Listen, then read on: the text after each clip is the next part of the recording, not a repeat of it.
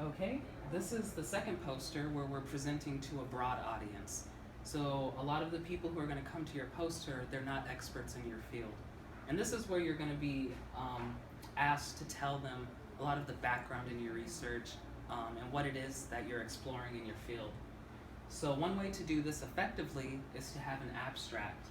An abstract is just a condensed piece of writing that lets your audience know what you were planning on doing, what you did, and what you got out of the research that was done.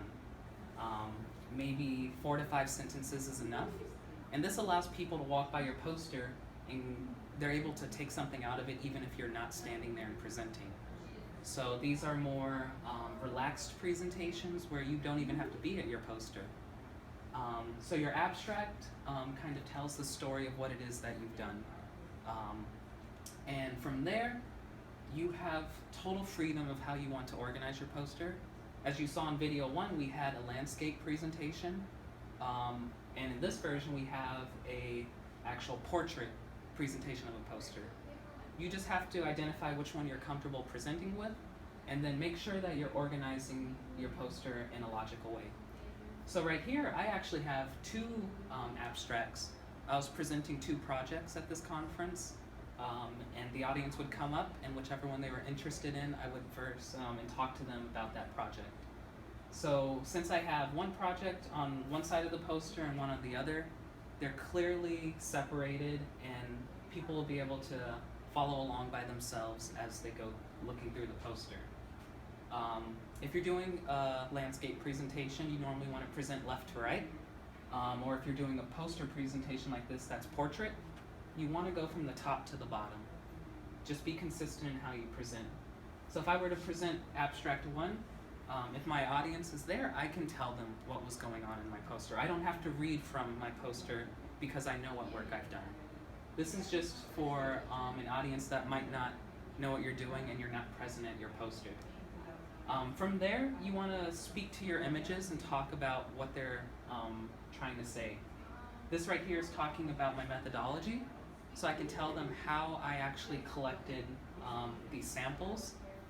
After I go to methodology, I go to kind of my analysis. How did I take what I've synthesized and how did I look at it? So you want to make sure there's a clear method to your research and that there's analysis right after that. And finally, with the analysis, you might have more information specifically to how the data was collected, saying that we use these kinds of controls, or we made these assumptions, or we were able to draw this information but not so much as in this direction. And just speak to what it is you were looking for. So if you were looking at 5 parameters, talk about those 5 parameters. And finally, as always, you can do a conclusion section. You can talk about your future work if the project is still ongoing, such as this one right here. This is kind of the preliminary data. So we talk about what it is we plan to accomplish and where we're going in our project. Sometimes in your poster, though, this is a completed project. If it's a completed project, you want to let your audience know your conclusions. What did you learn from the experience? And you can still talk about future work if you plan to do that. But most of all, this poster is just made for people who aren't experts. They can come by and read and get a good understanding of what it is you were doing. And your images, you want to be there to actually take your audience through that process of how you collected the data, how you analyzed it, and what you got from the data.